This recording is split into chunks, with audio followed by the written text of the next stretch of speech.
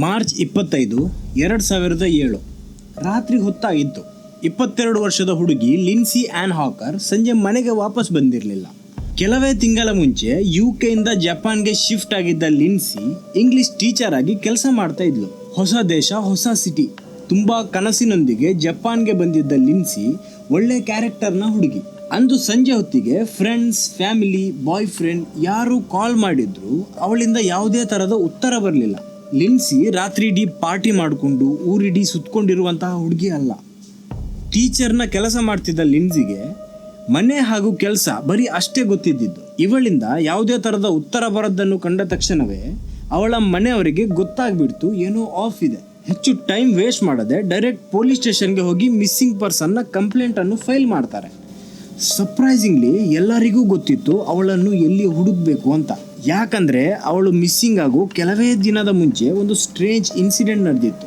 ಈ ಇನ್ಸಿಡೆಂಟ್ ಕ್ರೀಪಿ ಆಗಿತ್ತು, ಅನ್ಯೂಶುವಲ್ ಆಗಿತ್ತು ಹಾಗೂ ಡೆಫಿನೆಟ್ಲಿ ಸಸ್ಪಿಷಿಯಸ್ ಆಗಿತ್ತು. ನಮಸ್ಕಾರ ಎಲ್ಲರೂ ಚೆನ್ನಾಗಿದ್ದೀರಾ ಅಂತ ಅನ್ಕೋತೀನಿ. Let me make this clear. ನಿಮಗೆ ಈ video just another crime explainer ಅಂತ ಅನಿಸ್ತಾ ಇದ್ರೆ no, you are wrong. Okay, ಇದರಲ್ಲಿ ಕ್ರೈಮ್ ಇದೆ, ಇನ್ಫ್ಯಾಕ್ಟ್ ಹೊರಿಫೈಯಿಂಗ್ ಕ್ರೈಮ್ ಇದೆ. ಆದರೂ ಈ ಇನ್ಸಿಡೆಂಟ್ ಅಲ್ಲಿ ಕ್ರಿಮಿನಲ್ಲೇ ಮೈನ್ ಕ್ಯಾರೆಕ್ಟರ್ ಆಗಿದ್ದಾನೆ. I am not making this up. ಇದು ಜಪಾನಲ್ಲೇ ನಡೆದ ಒಂದು ಟ್ರೂ ಇನ್ಸಿಡೆಂಟ್. ಈ ವ್ಯಕ್ತಿ ಯಾವ ಥರ ಕ್ರೈಮ್ ಮಾಡಿದ, ಯಾವ ಥರ ಪೊಲೀಸರಿಂದ ತಪ್ಪಿಸ್ಕೊಂಡ, ನಂತರ ಇವನು ಸಿಕ್ಕಾಕೊಂಡಾಗನು ಅವನು ಬರೆದ ಒಂದು ಪುಸ್ತಕ ಯಾವ ಥರ one of the best selling ಆಗಿ ಇವನನ್ನು ಕೋಟ್ಯಾಧೀಶನಾಗಿಸಿತು. ನಂತರ ಇವನ ಜೀವನದ ಮೇಲೆ ಒಂದು ಮೂವಿ ಕೂಡ ಬಂತು. ಇದನ್ನೆಲ್ಲ ಕೇಳಿ ನಿಮ್ಗೆ ಅನಿಸ್ತಾ ಇದ್ರೆ ಈ ವ್ಯಕ್ತಿ ಮೇ ಬಿ ಹೀರೋ ಆಗಿದ್ದ ಅಂತ. ನೋ, ಇವನ್ ಕ್ಲಿಯರ್ಲಿ ಪ್ರಾಪರ್ ವಿಲನ್ ಆಗಿದ್ದ, ಆದರೆ one of the smartest criminal ಆಗಿದ್ದ. ಇಂಟ್ರೋ ಕೇಳಿ ನಿಮ್ಗೆ ಆಲ್ರೆಡಿ ಗೊತ್ತಾಗಿರ್ಬೋದು ಇವತ್ತಿನ ವಿಡಿಯೋ ಯಾವ ಲೆವೆಲಲ್ಲಿದೆ ಅಂತ. ಸೊ ನಿಮ್ಮ ಹೆಚ್ಚಿನ ಟೈಮ್ ವೇಸ್ಟ್ ಮಾಡೋದು ಇವತ್ತಿನ ವಿಡಿಯೋ ಸ್ಟಾರ್ಟ್ ಮಾಡ್ತಾ ಇದ್ದೀನಿ. Let's go. ನಾನು ಮೊದಲೇ ಹೇಳಿದಾಗೆ ಲಿನ್ಸಿ ಜಪಾನ್ಗೆ ಕೆಲವೇ ತಿಂಗಳ ಹಿಂದೆ ಶಿಫ್ಟ್ ಆಗಿದ್ದು. ನೋವಾ ಲ್ಯಾಂಗ್ವೇಜ್ ಟೀಚಿಂಗ್ ಸೆಂಟರಲ್ಲಿ ಆಸ್ ಎ ಇಂಗ್ಲಿಷ್ ಟೀಚರ್ ಆಗಿ ಕೆಲಸ ಮಾಡ್ತಿದ್ದ Lincy hard working, good looking ಹಾಗೂ ಒಳ್ಳೆ ಕ್ಯಾರೆಕ್ಟರ್ನ ಹುಡುಗಿ. ಪರಿಚಯ ಇಲ್ಲದ ದೇಶದಲ್ಲಿ ಹೆಚ್ಚು ರಿಸ್ಕಿಯನ್ನು ತಗೊಳ್ಳದೆ ತನ್ನ ಕೆಲಸ ಹಾಗೂ ಮನೆ ಅಷ್ಟಕ್ಕೆ ಸೀಮಿತವಾಗಿ ತನ್ನ ಜೀವನವನ್ನು ಇಟ್ಕೊಂಡಿದ್ಲು. ಟೋಕಿಯೋ ಸಿಟಿ ಹತ್ರನೇ ಇಚಿಕಾವಾ ಅನ್ನೋ ಒಂದು ಪ್ಲೇಸ್ ಅಲ್ಲಿ 12 ಫಾರಿನ್ ಟೀಚರ್ಸ್ ಅವರ ಜೊತೆ ಒಂದೇ ಅಪಾರ್ಟ್ಮೆಂಟ್ ಅನ್ನು ಶೇರ್ ಮಾಡ್ಕೊಂಡು ಇದ್ದಿದ್ದವಳು. ಇವಳ ಫ್ಯಾಮಿಲಿ, ಬಾಯ್ ಫ್ರೆಂಡ್ ಇವರೆಲ್ಲ UK ಅಲ್ಲೇ ಇದ್ದಿದ್ದು. ಇನ್ನೇ ಕೆಲವು ಸಮಯದ ನಂತರ ರಜೆಯಲ್ಲಿ UKಗೆ ಹೋಗಿ ಅವರನ್ನೆಲ್ಲ ಮೀಟ್ ಮಾಡ್ಬೇಕಂತ ಒಂದು ಪ್ಲಾನ್ ಕೂಡ ಇತ್ತು. ಅವಳು ತುಂಬಾ ಎಕ್ಸೈಟೆಡ್ ಆಗಿದ್ಲು ಈ ಪ್ಲಾನ್ಗೆ. ಆದ್ರೆ ಆ ಮಾರ್ಚ್ ಅಲ್ಲಿ ಏನ್ ನಡೀತು, ಇದು ಅವಳ ಜೀವನ ಹಾಗೂ ಇಡೀ ಜಪಾನ್ ಅನ್ನೇ ಅಡಿಮೇಲ್ ಮಾಡಿಬಿಡ್ತು. ಇದೆಲ್ಲ ಶುರು ಆಗಿದ್ದು 21 ಮಾರ್ಚ್ 2007 ಕೆಲಸ ಫಿನಿಶ್ ಮಾಡಿ ಸಂಜೆ ಮನೆಗೆ ಹೋಗ್ತಾ ಇದ್ದ ಲಿನ್ಸಿ ಮೆಟ್ರೋ ಸ್ಟೇಷನ್ ಹತ್ರ ಪಾರ್ಕ್ ಮಾಡಿದ್ದ ಅವಳ ಸೈಕಲ್ ಅನ್ನು ಅನ್ಲಾಕ್ ಮಾಡ್ತಾ ಇದ್ಲು. ಅದೇ ಹೊತ್ತಲ್ಲಿ ಪರಿಚಯ ಇಲ್ಲದ ಒಬ್ಬ ಹುಡುಗ ಅವಳ ಹತ್ರ ಬಂದು ಮಾತನಾಡೋದಕ್ಕೆ ಶುರು ಮಾಡ್ತಾನೆ. ಸ್ಮೈಲ್ ಮಾಡಿ ಗ್ರೀಟ್ ಮಾಡ್ತಾನೆ, ಹೇಳ್ತಾನೆ ನಾನು ನಿಮ್ಮ ಒಬ್ಬ ಇಂಗ್ಲಿಷ್ ಕ್ಲಾಸ್ನ ಸ್ಟೂಡೆಂಟ್ ಅಂತ. ಆದ್ರೆ ಲಿನ್ಸಿಗೆ ಅವನ ಮುಖ ಹಾಗೂ ಏಜ್ ಅನ್ನು ನೋಡಿ ಡೌಟ್ ಆಯ್ತು. ಅವಳು ಹೇಳ್ತಾಳೆ, ಇಲ್ಲ ನೀವು ಕನ್ಫ್ಯೂಸ್ ಆಗಿರ್ಬೋದು, ನಾನು ನಿಮ್ಮ ಟೀಚರ್ ಅಲ್ಲ ಅಂತ. ಹೀಗೆ ಹೇಳಿ ಅವಳ ಸೈಕಲ್ ಅನ್ನು ಹತ್ಕೊಂಡು ಮನೆ ಕಡೆಗೆ ಹೊರಡ್ತಾಳೆ. ಆದ್ರೆ ಈ ವ್ಯಕ್ತಿ ಮತ್ತೆ ಅವಳ ಹತ್ರ ಬಂದು ಹೇಳ್ತಾನೆ, ನನ್ನ ಹೆಸರು ತತ್ಸುಯಾ ಇಚಿಯಾಸಿ ಅಂತ, ನಿಮ್ಮ ಹೆಸರೇನು, ಎಲ್ಲಿರೋದು, ಜಪಾನ್ಗೆ ಬಂದು ಎಷ್ಟು ವರ್ಷ ಆಯ್ತು, ಈ ತರ ಎಲ್ಲ ಕನ್ವರ್ಸೇಷನ್ ಸ್ಟಾರ್ಟ್ ಮಾಡೋದಕ್ಕೆ ಟ್ರೈ ಮಾಡ್ತಾ ಇರ್ತಾನೆ. ಆ ಹುಡುಗ ಏನು ರ್ಯಾಶ್ ಆಗಿ ಮಾತಾಡ್ತಿರ್ಲಿಲ್ಲ, ಸಾಫ್ಟ್ ಆಗಿ, ಪೊಲೈಟ್ ಆಗಿ, ಮರ್ಯಾದೆಯಿಂದಾನೇ ಮಾತಾಡ್ತಾ ಇದ್ದ. ಆದ್ರೆ ಲಿನ್ಸಿಗೆ ಏನೋ ಒಂದು ಅನ್ಕಂಫರ್ಟೇಬಲ್ ಫೀಲ್ ಆಗ್ತಾ ಇತ್ತು. ಹಾಗೋ ಸೈಕಲ್ ಅನ್ನು ಸ್ವಲ್ಪ ಸ್ಪೀಡ್ ಆಗಿ ಬಿಟ್ಕೊಂಡು ಅಲ್ಲಿಂದ ಎಸ್ಕೇಪ್ ಆಗಿಬಿಡ್ತಾಳೆ. ಅಪಾರ್ಟ್ಮೆಂಟ್ ಹತ್ರ ಮುಟ್ಟಿದ ಲಿನ್ಸಿ ಅವಳ ಸೈಕಲ್ ಅನ್ನು ಅಲ್ಲೇ ಹಾಗೆ ಲಾಕ್ ಮಾಡ್ತಿರುವಾಗ ನೋಟಿಸ್ ಮಾಡ್ತಾಳೆ. ಅದೇನಂದ್ರೆ ಈ ವ್ಯಕ್ತಿ ಅವಳನ್ನು ಫಾಲೋ ಮಾಡಿಕೊಂಡು ಅವಳ ಅಪಾರ್ಟ್ಮೆಂಟ್ ಹತ್ರ ಬಂದು ಮುಟ್ಟಿದ್ದ. ಇದನ್ನು ನೋಡಿದ ಲಿನ್ಸಿ ಅವನ ಹತ್ರ ಕೇಳ್ತಾಳೆ, ಇನ್ಯಾಕೆ ನನ್ನನ್ನು ಫಾಲೋ ಮಾಡ್ತಾ ಇರೋದು, ನಾನು ಹೇಳಿದಲ್ವಾ ನಾನು ನಿನ್ನ ಟೀಚರ್ ಅಲ್ಲ ಅಂತ. ಆಗ ಹುಡುಗ ಹೇಳ್ತಾನೆ, ಅಯ್ಯೋ ಸಾರಿ, ನನ್ನ ಇಂಟೆನ್ಷನ್ ನಿಮ್ಮನ್ನು ಹೆದರಿಸೋದಾಗಿರ್ಲಿಲ್ಲ. ನಾನು ಆ್ಯಕ್ಚುಲಿ ಇಂಗ್ಲೀಷ್ ಕಲಿಯೋದಕ್ಕೆ ತುಂಬ ಡೆಸ್ಪರೇಟ್ ಆಗಿದ್ದೀನಿ. ಈ ಲೋಕಲ್ ಜಾಪನೀಸ್ ಟೀಚರ್ಸ್ ಅವರು ಅಷ್ಟು ಒಳ್ಳೆಯಾಗಿ ಇಂಗ್ಲೀಷ್ ಕಲಿಸೋದಿಲ್ಲ.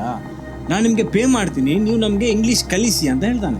ಆದರೆ ಲಿನ್ಸಿ ಇವನ ಅಪ್ರೋಚಿಂದಾನೇ ಆಲ್ರೆಡಿ ಕ್ರೀಪ್ ಔಟ್ ಆಗಿದ್ಲು. ಅವನ ಆಫರನ್ನು ರಿಜೆಕ್ಟ್ ಮಾಡ್ತಾಳೆ. ಹೇಳ್ತಾರೆ, ನನ್ನ ಹತ್ರ ಟೈಮ್ ಇಲ್ಲ, ನೀವು ಬೇರೆ ಯಾರನ್ನಾದರೂ ಹುಡ್ಕೊಳ್ಳಿ ಅಂತಾಳೆ. ಆ ಹುಡುಗ ಪೊಲೈಟಾಗಿ ಅವಳಿಗೆ ಹೇಳ್ತಾನೆ, okay no problem, it's okay, actually ನಾನು ನಿಮ್ಮ ಹತ್ರ ಮಾತಾಡ್ಲಿಕ್ಕೆ ಅಂತ ಅಷ್ಟು ದೂರದಿಂದ ಓಡಿ ಬಂದು ತುಂಬ ಟಯರ್ಡ್ ಆಗಿದ್ದೀನಿ, ತುಂಬ ಬಾಯಾರಿಕೆ ಆಗ್ತಾ ಇದೆ, ಸ್ವಲ್ಪ ನೀರು ಕೊಡ್ತೀರಾ ಕುಡಿಯೋದಕ್ಕಂತ ಕೇಳ್ತಾನೆ. ಈ ಲಿನ್ಸಿಗೆ ಇವನ ಹತ್ರ ಮಾತಾಡೋದಕ್ಕೆ ಇಷ್ಟ ಇರಲಿಲ್ಲ. ಅವಳು ಅನ್ಕೋತಾಳೆ, ಈ ಜಪಾನ್ನ ಕಲ್ಚರೇ ಹೀಗೆ ಇರ್ಬೋದು ಅನ್ಸುತ್ತೆ, ಯಾರು ಬಂದು ಯಾರ ಹತ್ರನೂ ಡೈರೆಕ್ಟಾಗಿ ಮಾತಾಡೋದಕ್ಕೆ ಶುರು ಮಾಡಿಬಿಡ್ತಾರೆ. ಈಗ ನೀರು ಕೇಳಿದಾನೆ, ಇಲ್ಲ ಅಂತ ಹೇಳೋ ಆಗಿಲ್ಲ. ಹೇಗೂ ನನ್ನ ಇಬ್ಬರು ಫ್ರೆಂಡ್ಸ್ ಇವಾಗಲೂ ಮನೆ ಒಳಗೇನೆ ಇದ್ದಾರೆ, ಸೊ ಸೇಫ್ ಆಗಿದೆ ಅಂತ ಅವನನ್ನು ಕರ್ಕೊಂಡು ನೀರು ಕೊಡೋದಂತ ಮನೆ ಒಳಗೆ ಹೋಗ್ತಾಳೆ. ಮನೆ ಒಳಗೆ ಹೋದಾಗ ಅಲ್ಲಿ ಒಳಗಿದ್ದ ಇವಳ ಫ್ಲಾಟ್ ಮೇಟ್ಸ್ ಈ ಹುಡುಗನನ್ನು ನೋಡಿ ಲಿನ್ಸಿ ಅಂತ ಕೇಳ್ತಾರೆ, ಯಾರು ಇವನು ಹುಡುಗ? ಯಾಕಂದ್ರೆ ಲಿನ್ಸಿ ಈ ತರ ಯಾವುದೇ ಸ್ಟ್ರೇಂಜರ್ ಹತ್ರ ಮಾತನಾಡೋದೇ ಇಲ್ಲ, ಮನೆ ಕರ್ಕೊಂಡು ಬರೋದು ದೂರದ ವಿಷಯ. ಲಿನ್ಸಿ ಅವರಿಗೆ ಹೇಳ್ತಾಳೆ, ಯಾವುದೋ ಸ್ಟೂಡೆಂಟ್ ಕ್ಲಾಸ್ ಕೊಡು ಅಂತ ಇಲ್ಲಿವರೆಗೆ ಬಂದಿದ್ದಾನೆ. ಈ ಥರ ಇವರ ಕನ್ವರ್ಸೇಷನ್ ಆಗ್ತಾ ಇರುವಾಗ ಆ ಹುಡುಗ ಅಲ್ಲೇ ಸೈಡಲ್ಲಿ ಕೂತು ಪೇಪರಲ್ಲೇನೋ ಬರಿತಾ ಇದ್ದ. ಲಿನ್ಸಿ ಅವನಿಗೆ ನೀರು ತಂದು ಕೊಡ್ತಾಳೆ. ನೀರು ಕುಡಿತಾ ಹುಡುಗ ಮತ್ತೆ ಹೇಳ್ತಾನೆ, ಪ್ಲೀಸ್ ನನಗೆ ಇಂಗ್ಲೀಷ್ ಕ್ಲಾಸ್ ಕೊಡಿ, ನಾನು ನಿಮಗೆ $32 ಪರ್ ಅವರ್ಗೆ ಕೊಡ್ತೀನಿ, ನಾನಿನ್ನು ಬೇರೆ ಟೀಚರ್ ಎಲ್ಲಿ ಅಂತ ಹುಡುಕ್ಲಿಕ್ಕೆ ಹೋಗೋದು. ಈಗ ಲಿನ್ಸಿಗೆ ಸ್ವಲ್ಪ ಸೀರಿಯಸ್ ಅನಿಸುತ್ತೆ, ಸುಮ್ಮನೆ ಅಲ್ಲ ಅನಿಸುತ್ತೆ ಈ ಹುಡುಗ ಈ ಥರ ಹೇಳ್ತಾ ಇರೋದು. ಬೈ ದ ವೇ $32 ತುಂಬ ಒಳ್ಳೆ ರೇಟ್, ಎಕ್ಸ್ಟ್ರಾ ಇನ್ಕಮ್ ಆಗುತ್ತೆ ಅಲ್ವಾ ಅಂತ ಲಿನ್ಸಿ ಒಪ್ಕೋತಾಳೆ. ಆದರೆ ಅವಳದೊಂದು ಕಂಡೀಷನ್ ಇತ್ತು, ಅದೇನಂದರೆ ನಾನು ನನ್ನ ಅಪಾರ್ಟ್ಮೆಂಟಲ್ಲಿ ನಿಮಗೆ ಕ್ಲಾಸ್ ಕೊಡೋದಿಲ್ಲ, ನಿನ್ನ ಅಪಾರ್ಟ್ಮೆಂಟ್ಗೂ ಬರೋದಿಲ್ಲ, ನಾವು ಕ್ಲಾಸ್ ಏನಿದೆ ಇದು ಯಾವುದಾದ್ರೊಂದು ಪಬ್ಲಿಕ್ ಪ್ಲೇಸಲ್ಲಿ ಮಾಡೋಣ, ಕೆಫೆ ಈ ಥರ ಎಲ್ಲಾದರೂ. ಆ ಹುಡುಗದಾಗ ಒಪ್ಕೋತಾನೆ, ಓಕೆ ಪರವಾಗಿಲ್ಲ ಅಂತ. ಅಲ್ಲಿಂದ ಹೋಗುವಾಗ ಆ ಹುಡುಗ ಲಿನ್ಸಿಯ ಕೈಯಲ್ಲಿ ಅವಳದ್ದೇ ಒಂದು ಸ್ಕೆಚ್ ಮಾಡಿ ಕೊಡ್ತಾನೆ. ಈ ಸ್ಕೆಚ್ಚಿನ ಸೈಡಲ್ಲಿ ಅವನ ಹೆಸರು, ಇಮೇಲ್ ID ಹಾಗೂ ಕಾಂಟ್ಯಾಕ್ಟ್ ಇನ್ಫಾರ್ಮೇಶನ್ ಬರೆದಿತ್ತು. ಇದೇ ಸ್ಕೆಚ್ ಮುಂದೆ ಸ್ಟೋರಿಯಲ್ಲಿ ಇಂಪಾರ್ಟೆಂಟ್ ರೋಲ್ ವಹಿಸುತ್ತೆ, ಅದು ಮುಂದೆ ಹೇಳ್ತೀನಿ. ಕೆಲವು ದಿನದ ನಂತರ ಅವರು ಚೀಬಾದ ಒಂದು ಕೆಫೆಯಲ್ಲಿ ಮೀಟ್ ಆಗುವ ಪ್ಲಾನ್ ಮಾಡ್ತಾರೆ. ಬೆಳಿಗ್ಗೆ 10 ಲಿನ್ಸಿದ್ದು ನಾರ್ಮಲ್ ಕೋಚಿಂಗ್ ಸೆಂಟರಲ್ಲಿ ಕ್ಲಾಸ್ ಇತ್ತು. ಸೊ ಅವಳೇನು ಮಾಡ್ತಾಳೆ, 9 ಗಂಟೆಗೆ ಮೀಟ್ ಆಗುವ ಪ್ಲಾನ್ ಮಾಡ್ತಾಳೆ. ಆ ಕೆಫೆಯಲ್ಲಿ ಎಲ್ಲ ಕ್ಯಾಶುವಲ್ ಆಗಿ ನಡೆಯುತ್ತೆ. ಕೌಂಟರಲ್ಲಿ ಕಾಫಿ ಆರ್ಡರ್ ಮಾಡ್ತಾರೆ, ನಂತರ ಅಲ್ಲಿ ಸೀಟಲ್ಲಿ ಕೂತು 1 ಗಂಟೆವರೆಗೆ ಕ್ಲಾಸ್ ಕೂಡ ಕೊಡ್ತಾಳೆ. ಹೆಚ್ಚು ಕ್ಯಾಶುವಲ್ ಆಗಿ ಬಿಹೇವ್ ಮಾಡೋದಿಲ್ಲ, ಡಿಸ್ಟೆನ್ಸ್ ಅನ್ನು ಮೇಂಟೈನ್ ಮಾಡ್ಕೊಂಡೆ ಅವಳ ಕೆಲಸವನ್ನು ಫಿನಿಶ್ ಮಾಡ್ತಾಳೆ. ಕ್ಲಾಸ್ ಎಲ್ಲ ಮುಗಿದ ನಂತರ ಹಣ ಕೊಡೋ ಹೊತ್ತಿಗೆ ಹುಡುಗ ಕಿಸೆ ಕೈ ಹಾಕಿ ಹೇಳ್ತಾನೆ, ಅಯ್ಯೋ ನನ್ನ ಪರ್ಸನ್ನು ನಾನು ಮನೆಯಲ್ಲಿ ಬಿಟ್ಟು ಬಂದಿದ್ದೀನಿ ಅಂತ. ಅವನು ಹೇಳ್ತಾನೆ, ನನ್ನ ಮನೆ ಇಲ್ಲೇ ಹತ್ರದಲ್ಲೇ ಇರೋದು, ನಿಮ್ಮ ಕೋಚಿಂಗ್ ಸೆಂಟರ್ಗೂ ಆ ಕಡೆನೇ ನೀವು ಹೋಗಬೇಕು, ನಡುವಲ್ಲಿ ಟ್ಯಾಕ್ಸಿ ನಿಲ್ಲಿಸಿ ನನ್ನ ಅಪಾರ್ಟ್ಮೆಂಟಿಂದ ಹಣ ಕಲೆಕ್ಟ್ ಮಾಡಿ ನಂತರ ಅಲ್ಲಿಂದನೇ ಡೈರೆಕ್ಟ್ ನೀವು ಅದೇ ಟ್ಯಾಕ್ಸಿಯಲ್ಲಿ ಕೋಚಿಂಗ್ ಸೆಂಟರ್ಗೆ ಹೋಗಿ ಅಂತ ಹೇಳ್ತಾನೆ. ಲಿನ್ಸಿ ಅನ್ಕೋತಾಳೆ, ಹೇಗೂ ಹಾಡಾಗಲೇ ಹುಡುಗನು ಅಚ್ಚೇನು ವಿಯರ್ಡ್ ಆಗಿ ಬಿಹೇವ್ ಮಾಡಿಲ್ಲ, 1 ನಿಮಿಷ ಟ್ಯಾಕ್ಸಿಯಿಂದ ಹಿಡಿದು ಹಣ ತಗೊಂಡು ಹೋಗ್ಬೇಕು ಅಷ್ಟೇ ಅಲ್ವಾ ಅಂತ ಓಕೆ ಅಂದ್ಬಿಡ್ತಾಳೆ. ಅವನ ಅಪಾರ್ಟ್ಮೆಂಟ್ ಹತ್ರ ಬಂದು ಮುಟ್ಟಿದ ಲಿನ್ಸಿ ಟ್ಯಾಕ್ಸಿ ಡ್ರೈವರ್ಗೆ ಹೇಳ್ತಾಳೆ, ಬರೀ 1 ನಿಮಿಷ ವೇಟ್ ಮಾಡಿ, ನಾನು ಹೀಗೋಗಿ ಹೀಗೆ ಬಂದ್ಬಿಡ್ತೀನಿ ಅಂತ. ಟ್ಯಾಕ್ಸಿ ಡ್ರೈವರ್ ಓಕೆ ಅಂತಾನೆ. ಲಿನ್ಸಿಯ ಟ್ಯಾಕ್ಸಿಯಿಂದ ಇಳಿದು ಅವನ ಅಪಾರ್ಟ್ಮೆಂಟ್ ಕಡೆಗೆ ಹೋಗ್ತಾಳೆ. ಆ ಅಪಾರ್ಟ್ಮೆಂಟ್ಗೆ ಹೋದ ಲಿನ್ಸಿ 5 ನಿಮಿಷ ಆದ್ರೂ ಬರೋದಿಲ್ಲ, 10 ನಿಮಿಷ ಆದ್ರೂ ಬರೋದಿಲ್ಲ. ಹೊರಗೆ ವೇಟ್ ಮಾಡಿದ ಟ್ಯಾಕ್ಸಿ ಡ್ರೈವರ್ ಕಾತು ಅಲ್ಲಿಂದ ಹೋಗ್ಬಿಡ್ತಾನೆ. ಇವಳು ಯಾವಾಗ ಬರ್ತಾಳೋ ಏನೋ ಅಂತ. ಈಗ ಫ್ಯಾಕ್ಟ್ ಏನು ಅಂದ್ರೆ, ಅಲ್ಲಿ ಒಳಗೋದ ಸ್ವತಃ ಲಿನ್ಸಿಗೂ ಗೊತ್ತಿರ್ಲಿಲ್ಲ ಅವಳು ಯಾವತ್ತೂ ಹೊರಗೆ ಬರುವುದಿಲ್ಲ ಅಂತ. ಇದೆಲ್ಲ ನಡೆದಿದ್ದು 25 ಮಾರ್ಚ್ 2007 ಬೆಳಿಗ್ಗೆ ಹೊತ್ತಿಗೆ. ಬೆಳಿಗ್ಗೆ 10 ಕ್ಲಾಸ್ಗೆ ರೀಚ್ ಆಗಬೇಕಾಗಿದ್ದ ಲಿನ್ಸಿ ಅವತ್ತು ಕ್ಲಾಸ್ಗೆ ಬಂದಿರೋದಿಲ್ಲ. ಅಲ್ಲಿ ಅವಳ ಕಲೀಗ್ಸ್ ಶಾಕ್ ಆಗ್ತಾರೆ, ಲಿನ್ಸಿ ಬಂದಿಲ್ವಾ ಕೆಲಸಕ್ಕೆ? ರಜೆ ಮಾಡೋ ಹುಡುಗಿ ಅಲ್ಲ, ಹುಷಾರಿಲ್ದಿದ್ರು ಒಮ್ಮೆ ಆದ್ರೂ ಫೋನ್ ಮಾಡಿ ಹೇಳಬೇಕಲ್ವಾ? ಫೋನು ಮಾಡಲಿಲ್ಲ ಅಂತ ಅವಳಿಗೆ ಕಾಲ್ ಮಾಡ್ತಾಳೆ. ಕಾಲ್ ಮಾಡಿದಾಗ ಅವಳ ಫೋನ್ ಸ್ವಿಚ್ ಆಫ್ ಇತ್ತು. ಸಂಜೆ ಆಯಿತು, ಮನೆಯಲ್ಲಿ ಕೂಡ ಸೇಮ್. ಸಂಜೆ ಹೊತ್ತಿಗೆ ಲಿನ್ಸಿ ಮನೆಗೆ ವಾಪಸ್ ಬಂದಿರೋದಿಲ್ಲ. ಇದನ್ನು ನೋಡಿದ ಫ್ಲಾಟ್ ಮೇಟ್ಸ್ಗೂ ಡೌಟ್ ಆಗುತ್ತೆ. ಅವರು ಫೋನ್ ಮಾಡ್ತಾರೆ, ಆದರೆ ಫೋನ್ ಸ್ವಿಚ್ ಆಫ್ ಇತ್ತು. ಆ ಕಡೆ ಈ ಕಡೆ ಅಂತ ಬೇರೆಯವರಿಗೆ ಫೋನ್ ಮಾಡಿ ಇನ್ಕ್ವೈರಿ ಮಾಡಿದ ಫ್ರೆಂಡ್ಸ್ಗೆ ಗೊತ್ತಾಗ್ಬಿಡುತ್ತೆ ಲಿನ್ಸಿ ಮಿಸ್ಸಿಂಗ್ ಆಗಿದ್ದಾಳೆ ಅಂತ. ಅವ್ರೇನ್ ಮಾಡ್ತಾರೆ, ಡೈರೆಕ್ಟ್ UK ಎಂಬಸಿಗೆ ಹಾಗೂ ಜಪಾನ್ ಪೊಲೀಸಿಗೆ 2 ಕಡೆನೂ ಫೋನ್ ಮಾಡಿ ಕಂಪ್ಲೇಂಟ್ ರಿಜಿಸ್ಟರ್ ಮಾಡ್ತಾರೆ. ಲಿನ್ಸಿ ಫಾರಿನರ್ ಆಗಿದ್ರಿಂದ ಪೊಲೀಸರು ಬೇಗ ಅವಳನ್ನು ಹುಡುಕೋದಕ್ಕೆ ಶುರು ಕೂಡ ಮಾಡ್ತಾರೆ. ಯಾಕಂದ್ರೆ UK ಎಂಬಸಿಯಿಂದ ಪ್ರೆಷರ್ ಕೂಡ ಬರ್ತಾ ಇತ್ತು. ಫಸ್ಟ್ ಪೊಲೀಸರು ಏನ್ ಮಾಡ್ತಾರೆ ಅಂದ್ರೆ, ಲಿನ್ಸಿಯ ಫ್ರೆಂಡ್ಸ್ ಹತ್ರನೇ ಎನ್ಕ್ವೈರಿ ಮಾಡ್ತಾರೆ, ನಿಮ್ಗೆ ಏನಾದ್ರು ಗೊತ್ತಿದೆಯಾ ಲಿನ್ಸಿ ಎಲ್ಲಿ ಹೋಗಿರ್ಬೋದು ಅಂತ. ಫ್ರೆಂಡ್ಸ್ ಹೇಳ್ತಾರೆ, ಆಬ್ವಿಯಸ್ಲಿ ಕೆಲಸಕ್ಕೆ ಹೋಗಿದ್ಲು, ಅವಳು ಅಲ್ಲಿ ಇಲ್ಲಿ ಹೋಗೋ ಹುಡುಗಿ ಅಲ್ವೇ ಅಲ್ಲ. ಪೊಲೀಸರು ಮತ್ತೆ ಕೇಳ್ತಾರೆ, ಆದ್ರೂ ಏನಾದ್ರೂ ಇನ್ಫಾರ್ಮೇಶನ್ ಇದ್ರೆ ಕೊಡಿ ನಮ್ಗೆ, ಅಂದ್ರೆ ರೀಸೆಂಟ್ಲಿ ಯಾರಾದ್ರೂ ಮೀಟ್ ಆಗಿದ್ರೆ ಅಥವಾ ಯಾರತ್ರಾದ್ರೂ ಮಾತನಾಡೋದಕ್ಕೆ ಶುರು ಮಾಡಿದ್ರೆ. ಪೊಲೀಸರು ಈ ತರ ಹೇಳುವಾಗ ಫ್ರೆಂಡ್ಸ್ಗೆ ಸಡನ್ಲಿ ಹುಡುಗ ನೆನಪಾಗುತ್ತೆ. ಹೌದು ಒಬ್ಬ ವ್ಯಕ್ತಿ ಹತ್ರ ಅವಳು ಮಾತಾಡ್ತಿದ್ಲು ಅಂತ. ಒಬ್ಳು ಫ್ರೆಂಡ್ ಡೈರೆಕ್ಟ್ ಮನೆಯೊಳಗೆ ಹೋಗಿ ಆ ಸ್ಕೆಚ್ ಅನ್ನು ತಂದು ಪೊಲೀಸರ ಕೈ ಕೊಡ್ತಾಳೆ. ಹೇಳ್ತಾಳೆ, ಇದು ಆ ವ್ಯಕ್ತಿ ಕೊಟ್ಟಿದ್ದು, ಇದರಲ್ಲಿ ಅವನ ಎಲ್ಲ ಕಾಂಟ್ಯಾಕ್ಟ್ ಇನ್ಫಾರ್ಮೇಶನ್ ಕೊಟ್ಟಿದ್ದೆ, ಇವನಲ್ಲಿ ಒಮ್ಮೆ ಇನ್ಕ್ವೈರಿ ಮಾಡಿ ಅಂತ. ಈ ಇನ್ಫಾರ್ಮೇಶನ್ ಸಿಗ್ತಾ ಇದ್ದಾಗೆ ಪೊಲೀಸರು ಅವನ ಅಡ್ರೆಸ್ ಅನ್ನು ಹುಡುಕಿ ಅವನ ಅಪಾರ್ಟ್ಮೆಂಟ್ ಕಡೆಗೆ ಹೊರಡ್ಬಿಡ್ತಾರೆ. ಇಚಿಹಾಸಿಯ ಅಪಾರ್ಟ್ಮೆಂಟ್ ಹತ್ರ ಬಂದು ಮುಟ್ಟಿದ ಪೊಲೀಸರು ಫಸ್ಟ್ ನೋಟಿಸ್ ಮಾಡಿದ್ದೇನಂದ್ರೆ, ಅವನ ಬಾಲ್ಕನಿಯಲ್ಲಿ ಇಟ್ಟಿದ್ದ ಒಂದು ಬಾತ್ರೂಮ್ ಅಲ್ಲಿ ಇರ್ಬೇಕಾಗಿದ್ದ ಈ ಬಾಲ್ಕನಿಯಲ್ಲಿ ಏನ್ ಮಾಡ್ತಾ ಇದೆ ಅಂತ ಅವ್ರ ತಲೆಯಲ್ಲಿ ಪ್ರಶ್ನೆ ಬರುತ್ತೆ. ಆದ್ರೆ ಜಪಾನ್ ಒಂದು ರೂಲ್ಸ್ ಇದೆ, ಅದೇನಂದ್ರೆ ಸರ್ಚ್ ವಾರೆಂಟ್ ಇಲ್ಲದೆ ಯಾರ ಮನೆಗೂ ಎಂಟರ್ ಆಗುವಾಗಿಲ್ಲ. ಆದ್ರೆ ಪೊಲೀಸರೊಂದು ಪ್ಲಾನ್ ಮಾಡ್ತಾರೆ, ಅದೇನಂದ್ರೆ ಅಪಾರ್ಟ್ಮೆಂಟ್ ಕೆಳಗಿಬ್ರು ಮೇಲಿಬ್ರು ಆ ಕಡೆ ಈ ಕಡೆ ಇಬ್ರು ಅಂತ ಈ ತರ ನಿಂತು ಇನ್ನಿಬ್ರು ಪೊಲೀಸರು ಅವನ ಮೈಂಡ್ ಡೋರ್ಗೆ ಹೋಗಿ ನಾಕ್ ಮಾಡ್ತಾರೆ. ಆದ್ರೆ ಒಳಗಿಂದ ಯಾರು ರೆಸ್ಪಾಂಡ್ ಮಾಡೋದಿಲ್ಲ. ಆದ್ರೆ ಪೊಲೀಸರಿಗೆ ಒಂದು ವಿಷಯ ಗೊತ್ತಿತ್ತು, ಅದೇನಂದ್ರೆ ಮನೆಯೊಳಗೆ ಜನರಿದ್ದಾರೆ, ಯಾಕಂದ್ರೆ ಅಲ್ಲಿಂದ ಸೌಂಡ್ ಕೇಳಿಸ್ತಾ ಇತ್ತು. ಆದ್ರೂ ಕನ್ಫರ್ಮೇಶನ್ಗೊಮ್ಮೆ ಅಕ್ಕಪಕ್ಕದವ್ರ ಹತ್ರ ಕೇಳ್ತಾರೆ. ಅವ್ರು ಹೇಳ್ತಾರೆ ಮನೇಲಿ ಇರ್ಬೇಕು, ಅವನು ರಾತ್ರಿ ಇಡೀ ಏನೋ ಕೆಲಸ ಮಾಡ್ತಿದ್ದ ಅನ್ಸುತ್ತೆ, ತುಂಬಾ ಶಬ್ದ ಬರ್ತಾ ಇತ್ತು, ಟಯರ್ಡ್ ಆಗಿ ಮಲ್ಕೊಂಡಿರ್ಬೋದು ಮನೆಯಲ್ಲಿ, ಒಮ್ಮೆ ನಾಕ್ ಮಾಡಿ ಓಪನ್ ಮಾಡ್ತಾನೆ ಅಂತಾರೆ. ಪೊಲೀಸರು ಮತ್ತೆ ಹೋಗಿ ನಾಕ್ ಮಾಡ್ತಾರೆ, ಆದ್ರೂ ಸ್ಟಿಲ್ ಯಾವುದೇ ರೆಸ್ಪಾನ್ಸ್ ಬರೋದಿಲ್ಲ. ಈಗ ಪೊಲೀಸರ ಹತ್ರ ವೇಟ್ ಮಾಡೋದನ್ನು ಬಿಟ್ಟು ಬೇರೆ ಯಾವುದೇ ಆಪ್ಷನ್ ಇರಲಿಲ್ಲ. ಇಬ್ರು ಈ ಮೂಲೆಯಲ್ಲಿ ಇಬ್ರು ಆ ಮೂಲೆಯಲ್ಲಿ ಅಂತ ಈ ತರ ನಿಂತ್ಕೊಂಡು ಪೊಲೀಸರು ವೇಟ್ ಮಾಡೋದಕ್ಕೆ ಶುರು ಮಾಡ್ತಾರೆ. ಸಂಜೆ ಆಗಿ ಕತ್ತಲೆ ಆಗೋ ಹೊತ್ತಿಗೆ ಅಪಾರ್ಟ್ಮೆಂಟ್ ಡೋರ್ ಓಪನ್ ಆಗುತ್ತೆ. ಇಚಿಹಾಸಿ ಮನೆಯಿಂದ ಹೊರಗೆ ಜಿಮ್ ಹೋಗ್ಲಿಕ್ಕಂತ ಬ್ಯಾಗ್ ಹಾಕೊಂಡು ಹೊರಗೆ ಬರ್ತಾ ಇರ್ತಾನೆ. ಮನೆಯಿಂದ ಹೊರಗೆ ಹೋಗ್ತಾ ಇದ್ದ ಇಚಿಹಾಸಿ ಒಂದು ಹೆಜ್ಜೆ ಹೊರಗೆ ಇಡ್ತಾ ಇದ್ದಾಗೆ ಅವನ ಕಣ್ಣು ಪೊಲೀಸರ ಕಡೆಗೆ ಹೋಗುತ್ತೆ. ಈ ಪೊಲೀಸರನ್ನು ನೋಡಿದ ಇಚಿಹಾಸಿ ಪ್ಯಾನಿಕ್ ಆಗಿ ಸಡನ್ಲಿ ಅಲ್ಲಿಂದ ಓಡೋದಕ್ಕೆ ಶುರು ಮಾಡ್ತಾನೆ. ಆ ಇಡೀ ಬಿಲ್ಡಿಂಗ್ ಅಲ್ಲಿ ಟೋಟಲ್ 8 ಪೊಲೀಸರಿದ್ರು. ಆದ್ರೂ ಇಚಿಹಾಸಿ ಸಂಹಾವ್ ಅಲ್ಲಿಂದ ಎಸ್ಕೇಪ್ ಆಗೋದ್ರಲ್ಲಿ ಸಕ್ಸಸ್ಫುಲ್ ಆಗ್ತಾನೆ. ಈ ರಾತ್ರಿ ಹೊತ್ತಿಗೆ ಕತ್ತಲಾಗಿದ್ರಿಂದ ಪೊಲೀಸರಿಗೆ ಇಚಿಹಾಸಿ ಅಪಾರ್ಟ್ಮೆಂಟ್ ಇಂದ ಹೊರಗೆ ಯಾವ ಕಡೆ ಓಡಿದಂತ ಗೊತ್ತಾಗೋದಿಲ್ಲ. ಪೊಲೀಸರ ಮುಂದೆನೆ ಇಚಿಹಾಸಿ ಅಲ್ಲಿಂದ ಕಣ್ಮರೆ ಆಗ್ಬಿಟ್ಟ. ಹಾಗೂ ಪೊಲೀಸರಿಂದ ಏನೂ ಮಾಡೋದಕ್ಕೆ ಆಗ್ಲೇ ಇಲ್ಲ. ಈಗ ಪೊಲೀಸರ ಕಣ್ಣು ಓಪನ್ ಇದ್ದ ಅಪಾರ್ಟ್ಮೆಂಟ್ ನ ಡೋರ್ನ ಕಡೆಗೆ ಹೋಗುತ್ತೆ. ಇಚಿಹಾಸಿ ಅಲ್ಲಿಂದ ಓಡಿ ಹೋಗಿದ್ದಾನಂದ್ರೆ ಇವನಿಗೂ ಆ ಮಿಸ್ಸಿಂಗ್ ಆಗಿರೋ ಹುಡುಗಿಗೂ ಏನೋ ಕನೆಕ್ಷನ್ ಇದೆ. ಆ ಹುಡುಗಿಯನ್ನು ಹುಡ್ಕೊಂಡು ಪೊಲೀಸರು ಆ ಅಪಾರ್ಟ್ಮೆಂಟ್ ಒಳಗೆ ಎಂಟರ್ ಆಗ್ತಾರೆ. ಮನೆಯ ಒಳಗೆ ಎಂಟರ್ ಆದ ಪೊಲೀಸರಿಗೆ ಅಲ್ಲಿ ಬೆಡ್ ನ ಮೇಲೆ ಹುಡುಗಿಯ ಬಟ್ಟೆ ಹಾಗೂ ಅಂಡರ್ವೇರ್ ಕಾಣಿಸುತ್ತೆ. ಆದ್ರೆ ಸ್ಟಿಲ್ ಇಷ್ಟರವರೆಗೆ ಹುಡುಗಿಯದ್ದು ಯಾವುದೇ ನಾಮೋನಿಷನ್ ಸಿಕ್ಕಿರ್ಲಿಲ್ಲ. ಒಬ್ಬ ಪೊಲೀಸ್ ಆಫೀಸರಿಗೆ ಬಾಲ್ಕನಿಯಲ್ಲಿ ಇಟ್ಟಿದ್ದ ಬಾತ್ ಟಬ್ ನೆನಪಾಗುತ್ತೆ. ಅದನ್ನೇ ಹುಡುಕೊಂಡು ಬಾಲ್ಕನಿ ಕಡೆಗೆ ಹೋಗ್ತಾರೆ. ಈ ಬಾಲ್ಕನಿಯಲ್ಲಿ ಇಟ್ಟಿದ್ದ ಈ ಟಬ್ಬಲ್ಲಿ ಏನಿದೆ ಫುಲ್ ಮಣ್ಣನ್ನು ಹಾಕಿ ಫಿಲ್ ಮಾಡಿ ಇಟ್ಟಿತ್ತು. ನಮ್ಮ ಫ್ಲವರ್ ಪಾಟಲ್ಲಿ ಹೇಗೆ ಮಣ್ಣು ಹಾಕಿಡ್ತೀವಿ ಆ ಥರ. ಆಬ್ವಿಯಸ್ಲಿ ಇದನ್ನು ನೋಡಿದಾಗ ಎಲ್ಲರಿಗೂ ಗೊತ್ತೇ ಆಗಿಬಿಡುತ್ತೆ ಇಲ್ಲಿ ಏನೋ ಒಂದು ಇದೆ. ಅದಕ್ಕೋಸ್ಕರ ಪೊಲೀಸರು ಸ್ವಲ್ಪ ಮಣ್ಣನ್ನು ಸೈಡ್ ಮಾಡಿ ಅದರೊಳಗೆ ನೋಡ್ತಾರೆ. ಮಣ್ಣನ್ನು ಸೈಡ್ ಮಾಡ್ತಾ ಇದ್ದಾಗೆ ಅವರಿಗೆ ಲಿನ್ಸಿಯ ಬಾಡಿ ಸಿಗುತ್ತೆ. ಅವಳ ಮೈ ಮೇಲೆ ಬಟ್ಟೆ ಇರಲಿಲ್ಲ, ತಲೆ ಕೂದಲು ಕಂಪ್ಲೀಟ್ಲಿ ಶೇವ್ ಮಾಡಿತ್ತು. ಅವಳ ಬಾಡಿಯನ್ನು ಟಬ್ಬಲ್ಲಿ ಹಾಕಿ ಅದರ ಮೇಲೆ ಮಣ್ಣನ್ನು ಹಾಕಿ ನಂತರ ಕೆಲವು ಫಾಸ್ಟ್ ಡಿಕಂಪೋಸಿಂಗ್ ಕಂಪೌಂಡ್ಸ್ ಅನ್ನು ಹಾಕಿ ಅದರಲ್ಲಿ ಇಟ್ಟಿತ್ತು. ಇದು ಆಕ್ಚುಲಿ ಎಂಥ ಪ್ಲಾನ್ ನೀವು ಇಮ್ಯಾಜಿನ್ ಮಾಡಿ. ಈ ಹುಡುಗನ ಬಗ್ಗೆ ಅಕಸ್ಮಾತ್ ಪೊಲೀಸರಿಗೆ ಗೊತ್ತಿಲ್ಲದಿದ್ರೆ ಇಂತಹದೊಂದು ಅಪಾರ್ಟ್ಮೆಂಟ್ನ ಬಾಲ್ಕನಿಯಲ್ಲಿ ಒಂದು ಹುಡುಗಿಯ ಡೆಡ್ ಬಾಡಿ ಡಿಕಂಪೋಸಿಂಗ್ ಆಗ್ತಾ ಇದೆ ಅಂತ ಯಾರಿಗೂ ಗೊತ್ತೇ ಆಗ್ತಾ ಇರಲಿಲ್ಲ. ಅವಳ ಬಾಡಿ ಅಟಾಪ್ಸಿಗೆ ಹೋದಾಗ ಗೊತ್ತಾಗುತ್ತೆ ಅವಳ ಮೇಲೆ ತುಂಬಾ ಬ್ರೂಟಲ್ ಆಗಿತ್ತು ಅಂತ. ಅವಳಿಗೆ ತುಂಬಾ ಹೊಡೆದಿದ್ದ ಹಾಗೂ ಅವಳ ಕತ್ತನ್ನು ಒತ್ತಿ ಅವಳನ್ನು ಕೊಲೆ ಮಾಡಿದ್ದು. ಆದ್ರೆ ಒಂದು ಫ್ಯಾಕ್ಟ್ ಏನಂದ್ರೆ ಇಚಿಹಾಸ್ಯ ಯಾವುದೇ ಪ್ರೀವಿಯಸ್ ಕ್ರಿಮಿನಲ್ ರೆಕಾರ್ಡ್ ಇರಲಿಲ್ಲ. ಇವನೊಬ್ಬ ಮಾಮೂಲಿ ಹುಡುಗನಾಗಿದ್ದ. ಈಗ ಪೊಲೀಸರಿಗೆ ಡೆಡ್ ಬಾಡಿ ಸಿಕ್ತು. ಯಾರು ಮಾಡಿದ್ದು, ಹೇಗೆ ಮಾಡಿದ್ದು ಎಲ್ಲ ಗೊತ್ತಾಯ್ತು. ಆದ್ರೆ ಮಾಡಿದವನು ಎಲ್ಲಿಗೋದ? ಇಚಿಹಾಸಿ ಅಲ್ಲಿಂದ ಓಡಿ ಹೋದ ನಂತರ ಜಪಾನ್ ಪೊಲೀಸ್ನ ಮರ್ಯಾದೆಯೇ ಹೋಗಿತ್ತು. 8 ಪೊಲೀಸರಿದ್ರು ಒಬ್ಬನನ್ನು ಹಿಡಿಲಿಕ್ಕೆ ಆಗ್ಲಿಲ್ಲ ಅಲ್ವಾ ಅಂತ.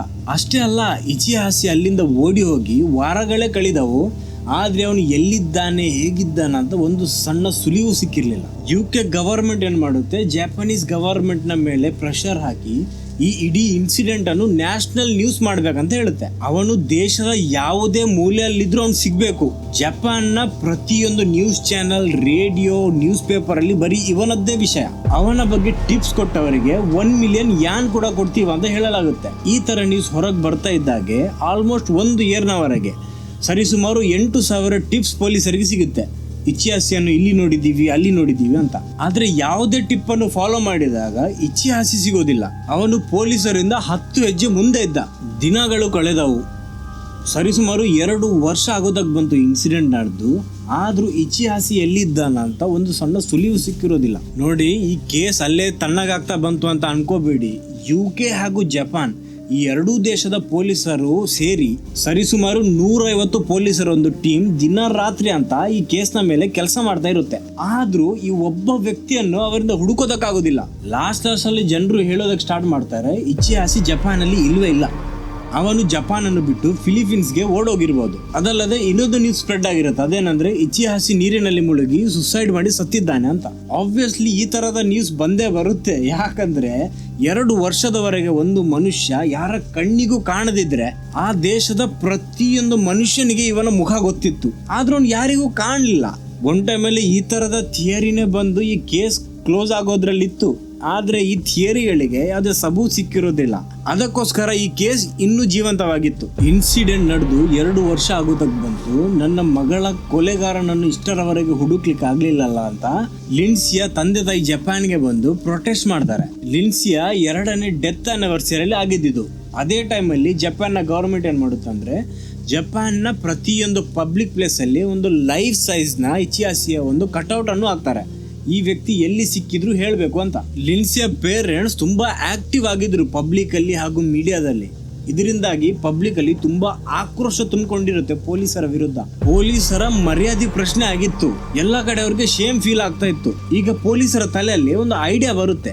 ಇದು ಥಿಯರಿ ಆಗಿತ್ತು, ಐಡಿಯಾ ಅಲ್ಲ ಬೇದವೆ. ಇಚಿಹಾಸಿ ಅಕಸ್ಮಾತ್ ಜಪಾನ್ ಅಲ್ಲಿ ಇದ್ರೆ ಇಷ್ಟು ದೊಡ್ಡ ನ್ಯೂಸ್ ಆಗಿನು ಎಲ್ಲಾ ಕಡೆ ಅವನ ಫೋಟೋ ಅವನ ಕಟ್ಔಟ್ ಇದ್ರೂ ಇಷ್ಟರವರೆಗೆ ಅವನು ಸಿಕ್ಕಿಲ್ಲ ಅಂದ್ರೆ ಡೆಫಿನೆಟ್ಲಿ ಅವನು ಲುಕ್ಸ್ ಅನ್ನು ಚೇಂಜ್ ಮಾಡಿರ್ಬೋದು ಅಂತ. ಹುಡುಗಿಯ ವೇಷದಲ್ಲಿ ಇರೋದಕ್ಕೆ ಸಾಧ್ಯ ಇದೆ, ಪ್ಲಾಸ್ಟಿಕ್ ಸರ್ಜರಿ ಮಾಡಿರೋದಕ್ಕೆ ಸಾಧ್ಯ ಇದೆ. ಇದೇ ಡೌಟಲ್ಲಿ ಪೊಲೀಸರು ಏನ್ ಮಾಡ್ತಾರೆ ಅಂದ್ರೆ ಅವನ ಡಿಫ್ರೆಂಟ್ ಲುಕ್ನ ಒಂದು ಫೋಟೋ ಅನ್ನು ಟಿವಿಯಲ್ಲಿ ಪ್ರಸಾರ ಮಾಡ್ತಾರೆ. ಇದು ಅವರದೊಂದು ಲಾಸ್ಟ್ ಹೋಪ್ ಆಗಿತ್ತು. ಅವರು ಪ್ರೈಸ್ ನ ಅಮೌಂಟ್ ಅನ್ನು ಇನ್ಕ್ರೀಸ್ ಮಾಡ್ತಾರೆ. 1 ಮಿಲಿಯನ್ ಯಾನ್ ಇಂದ 10 ಮಿಲಿಯನ್ ಯಾನ್ ಮಾಡ್ತಾರೆ. ಇದು ಮಾಡಿದಾಗ ಅವರಿಗೆ ರಿಸಲ್ಟ್ ಸಿಗೋದಕ್ಕೆ ಸ್ಟಾರ್ಟ್ ಆಗುತ್ತೆ. ಒಂದು ಇಂಪಾರ್ಟೆಂಟ್ ಟಿಪ್ ಸಿಗೋದು ನಗೋಯಾದ ಒಬ್ಬ ಪ್ಲಾಸ್ಟಿಕ್ ಸರ್ಜನ್ ಇಂದ. ಆ ಸರ್ಜನ್ ಪೊಲೀಸರಿಗೆ ಫೋನ್ ಮಾಡಿ ಹೇಳ್ತಾನೆ, ಈ ವ್ಯಕ್ತಿ ನನ್ನದೇ ಕ್ಲಿನಿಕ್ ಗೆ ಬಂದು ಪ್ಲಾಸ್ಟಿಕ್ ಸರ್ಜರಿ ಮಾಡಿ ಹೋಗಿದ್ದ ಅಂತ. ಅವನ ಬಿಫೋರ್ ಅಂಡ್ ಆಫ್ಟರ್ ಫೋಟೋ ಅನ್ನು ಪೊಲೀಸರಿಗೆ ಕೊಡ್ತಾನೆ. ಹಾಗಾದ್ರೆ ಪ್ಲಾಸ್ಟಿಕ್ ಸರ್ಜನ್ ಗೆ ಇವನು ಮೊದಲು ಬಂದಾಗ ಯಾಕೆ ಗೊತ್ತಿರ್ಲಿಲ್ಲ ಇದು ಅವನೇ ಅಂತ? ಯಾಕಂದ್ರೆ ಅವತ್ತು ಪೊಲೀಸಿಂದ ತಪ್ಪಿಸಿ ಓಡಿ ಹೋಗಿದ್ದ ಇಚಿಯಾಸಿ ಫಸ್ಟ್ ಮಾಡಿದ್ದೇನಂದ್ರೆ ಅವನ ಲುಕ್ಸ್ ಅನ್ನು ಚೇಂಜ್ ಮಾಡಿದ್ದ. ಅವನ ತುಟಿಯನ್ನು ಕಟ್ ಮಾಡಿದ್ದ, ಮೂಗಿನ ಶೇಪ್ ಅನ್ನು ಚೇಂಜ್ ಮಾಡಿದ್ದ. ಇದೆಲ್ಲ ಅವನಾಗೇ ಮಾಡಿದ್ದು ಸ್ವತಃ ಅವನ ಮೇಲೆ. ಈಗ ಈ ಸರ್ಜನ್ ಕೊಟ್ಟ ಫೋಟೋ ಟಿವಿಯಲ್ಲಿ ಪ್ರಸಾರ ಆದಾಗ ಪೊಲೀಸರಿಗೆ 1 by 1 ಲೀಡ್ ಸಿಗೋದಕ್ಕೆ ಶುರು ಆಗುತ್ತೆ. ಅದ್ರಲ್ಲೊಂದು ಇಂಪಾರ್ಟೆಂಟ್ ಲೀಡ್ ಸಿಗೋದು ಒಬ್ಬ ಕನ್ಸ್ಟ್ರಕ್ಷನ್ ವರ್ಕರ್ ನಿಂದ. ಈ ಒಂದು ಕನ್ಸ್ಟ್ರಕ್ಷನ್ ಕಂಪನಿಯ ವರ್ಕರ್ ಫೋನ್ ಮಾಡಿ ಪೊಲೀಸರಿಗೆ ಹೇಳ್ತಾನೆ, ಈ ವ್ಯಕ್ತಿ ನನ್ನ ಜೊತೆನೆ ಇಷ್ಟು ವರ್ಷ ಕೆಲಸ ಮಾಡ್ತಾ ಇದ್ದ ಅಂತ. ಆಮೇಲೆ ಇನ್ನೊಂದು ಫೈನಲ್ ಲೀಡ್ ಸಿಗುತ್ತೆ. ಅದು ಒಂದು ಫೆರಿ ಟರ್ಮಿನಲ್ ನ ಎಂಪ್ಲಾಯ್ ನಿಂದ. ಒಸಾಕಾ ಫೆರಿ ಟರ್ಮಿನಲ್ ಅಲ್ಲಿ ಜಸ್ಟ್ ಇವಾಗ ಇಚಿಯಾಸಿ ಫೆರಿಗೋಸ್ಕರ ವೇಟ್ ಮಾಡ್ತಾ ಇದ್ದಾನೆ. ಪೊಲೀಸರು ತಕ್ಷಣವೇ ಆ ಫೆರಿ ಟರ್ಮಿನಲ್ ಕಡೆಗೆ ಹೋಗ್ತಾರೆ. ಅಂಡ್ ಎಸ್, ಫೈನಲಿ ಅವರಿಗೆ ಇಚಿಯಾಸಿ ಅಲ್ಲಿ ಸಿಗ್ತಾನೆ. ಮೈ ತುಂಬಾ ಬಟ್ಟೆ ಹಾಕೊಂಡು, ಕಣ್ಣಿಗೆ ಗ್ಲಾಸ್, ಮುಖಕ್ಕೆ ಮಾಸ್ಕ್ ಹಾಗೂ ತಲೆಗೆ ಟೊಪ್ಪಿ ಹಾಕೊಂಡು ಇಚಿಯಾಸಿ ಅಲ್ಲಿ ಫೆರಿಗೋಸ್ಕರ ವೇಟ್ ಮಾಡ್ತಾ ಇದ್ದ. ಅವನದೇನಂದ್ರೆ ಈಗ ಜಪಾನ್ ಅಲ್ಲಿದ್ದ ಜನರಿಗೆ ನನ್ನ ಹೊಸ ಲುಕ್ ಗೊತ್ತಾಗ್ಬಿಟ್ಟಿದೆ ಅಂತ ಅಲ್ಲಿಂದ ಓಡೋದಕ್ಕೆ ಪ್ರಯತ್ನ ಮಾಡ್ತಾ ಇದ್ದ. ಆದ್ರೆ ಈ ಸತಿ ಪೊಲೀಸರನ್ನು ದೂರದಿಂದ ನೋಡಿದ ಇಚಿಯಾಸಿ ಅಲ್ಲಿಂದ ಓಡೋದಕ್ಕೆ ಪ್ರಯತ್ನ ಮಾಡೋದಿಲ್ಲ. ಅವನು ಡೈರೆಕ್ಟ್ ಆಗಿ ಕೈ ಎತ್ತಿ ಅಲ್ಲೇ ಸರೆಂಡರ್ ಮಾಡ್ಬಿಡ್ತಾನೆ. ಅವನ ಆಕ್ಚುಲಿ ಈ ಜೀವನದಿಂದ ಬೇಸತ್ತಿದ್ದ. ಪ್ರತಿದಿನ ಪ್ರತಿ ರಾತ್ರಿ ಹೆದರಿ ಜೀವಿಸಬೇಕಿತ್ತು. ಈಗ ಫೈನಲಿ ಸಿಕ್ಕಾಕೊಂಡ ಇಚಿಯಾಸಿಗೆ ಏನೋ ಒಂದು ನೆಮ್ಮದಿ ಸಿಕ್ಕಾಗೆ ಫೀಲ್ ಆಗ್ತಾ ಇತ್ತು. ಪೊಲೀಸ್ ಇಂಟರೋಗೇಷನ್ ಅಲ್ಲಿ ಇಚಿಯಾಸಿ ಅಕ್ಸೆಪ್ಟ್ ಮಾಡ್ತಾನೆ. ಆದ್ರೆ ಅವನು ಹೇಳ್ತಾನೆ ಅವನ ಇಂಟೆನ್ಷನ್ ಲಿಂಡ್ಸಿಯನ್ನು ಕೊಲ್ಲೋದಾಗಿರ್ಲಿಲ್ಲ. ಆ ದಿನ ಗೊತ್ತಿಲ್ಲ ಅವನಿಗೆ ಏನಾಗಿತ್ತು ಅಂತ. ಅವಳು ರಿಸಿಸ್ಟ್ ಮಾಡಿದಾಗ ಅವರ ನಡುವೆ ಗಲಾಟೆ ಆಯ್ತು. ಅವಳಿವನಿಗೆ ಹೊಡೆದಾಗ ಇವನು ಅಗ್ರೆಸಿವ್ ಆಗಿ ಅವಳಿಗೆ ಹೊಡೆಯೋದಕ್ಕೆ ಸ್ಟಾರ್ಟ್ ಮಾಡಿದ. ಈ ಪೆಟ್ಟಿನ ಏಟಿಗೆ ಅವಳ ಕಣ್ಣೆಲ್ಲ ಕಪ್ಪಾಗ್ಬಿಟ್ಟಿತ್ತು. ಹೀಗೆ ಅವಳನ್ನು ಹೋಗೋದಕ್ಕೆ ಬಿಟ್ರೆ ನನ್ನ ಜೀವನನೇ ಹಾಳಾಗ್ಬಿಡುತ್ತೆ ಅಂತ ನಾನು ಅವಳನ್ನು ಸೈಲೆಂಟ್ ಮಾಡಿದ್ದೆ ಅಂತ ಹೇಳ್ತಾನೆ. ಈ ಕಡೆ ಹಾಕರ್ ಫ್ಯಾಮಿಲಿಗೆ ನ್ಯೂಸ್ ಸಿಕ್ಕಾಗ ಅವರಿಗೆ ಫೈನಲಿ ನೆಮ್ಮದಿ ಸಿಗ್ಬಿಡುತ್ತೆ. ಹಾಗೋ ಹೀಗೋ ನಮ್ಮ ಮಗಳ ಕೊಲೆಗಾರ 2 ವರ್ಷದ ನಂತರ ಆದ್ರೂ ಸಿಕ್ಕಾಕೊಂಡ. ಅವನಿಗೆ ಗಲ್ಲು ಶಿಕ್ಷೆನೇ ಸಿಗ್ಬೇಕು ಅಂತ ಕೋರ್ಟ್ ಅಲ್ಲಿ ರಿಕ್ವೆಸ್ಟ್ ಮಾಡ್ತಾರೆ. ಆದ್ರೆ ಕೋರ್ಟ್ ಅವನಿಗೆ ಡೆತ್ ಸೆಂಟೆನ್ಸ್ ಕೊಡೋದಕ್ಕೆ ಒಪ್ಪೋದಿಲ್ಲ. ಕೋರ್ಟ್ ಹೇಳುತ್ತೆ ಪ್ರೀವಿಯಸ್ಲಿ ಅವನದು ಯಾವುದೇ ಕ್ರೈಮ್ ರೆಕಾರ್ಡ್ ಇಲ್ಲ, ಬರೀ ಒಂದು ಮರ್ಡರ್ಗೋಸ್ಕರ ಅವನಿಗೆ ಡೆತ್ ಸೆಂಟೆನ್ಸ್ ಕೊಡೋದಕ್ಕಾಗೋದಿಲ್ಲ ಅಂತಾರೆ. ಈ case already world wide famous ಆಗಿತ್ತು. ಆದ್ರೆ ಇದಕ್ಕೆ ಇನ್ನೂ ಫೇಮ್ ಸಿಗುತ್ತೆ. ಅದ್ಯಾವಾಗ ಗೊತ್ತಿದೆಯಾ? ಜೈಲಿನಲ್ಲಿ ಇದ್ದ ಇಚಿಯಾಸಿ ತನ್ನ ಪುಸ್ತಕವನ್ನು ರಿಲೀಸ್ ಮಾಡಿದಾಗ.